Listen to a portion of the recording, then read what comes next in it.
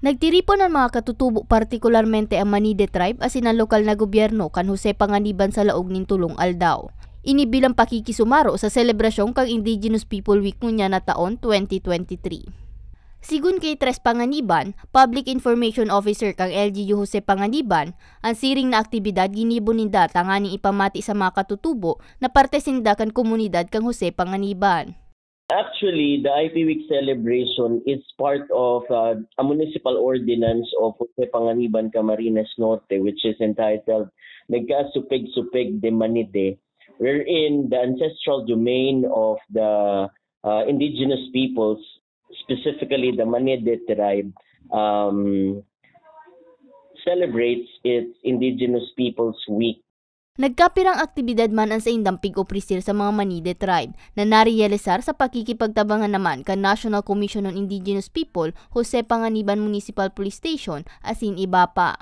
Kakaroon ng short program ang pamahalaang bayan ng Jose Panganiban kung saan ito ay pinangungunahan na ngayon ng mga IPMR kasi ang Jose Panganiban Camarines Norte po ay may tatlong IPMR or yung tinatawag nating Indigenous Peoples Mandatory Representative. Meron po kaming IPMR na nakaupo bilang barangay kagawad sa barangay Osmeña.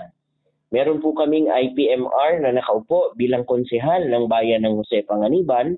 At meron po tayong IPMR na nakaupo bilang provincial board member ng Camarines Norte. Lahat po sila ay taga Jose Panganiban. Saro sa ikinauugma kan LGU Jose Panganiban ang aktibong partisipasyon kan mga katutubo sa mga aktibidad na pigigibo ninda, na kung sa inda kulang nagiging kontribusyon para sa ikakatrayumpo kan mga programa na sindaman ang nagiging benepisyaryo.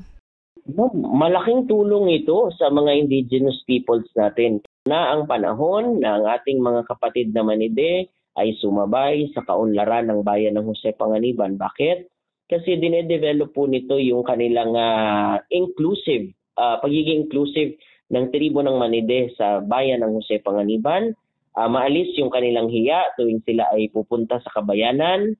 And at the same time ay malinang yung kanilang mga talento. Kasi alam niyo ba ngayong IP Week celebration, siniguro ng pamahalaang bayan na hindi na lang LGU ang nag-organize. Sila na mismo ang nag-organize ng mga events. Ang mga aktibidad na siring kay ni para sa mga katutubo sa rumpaagi mantangan ni mawara na ang diskriminasyon sa mga ini sa komunidad. Katakod kay ni, pigsiguro man kang LGU Jose Panganiban, nakadakol pamplano sinda para sa mga katutubo sa saindang nasasakupan na lokalidad. Para sa mga baretang tatak Bicol, May Arango.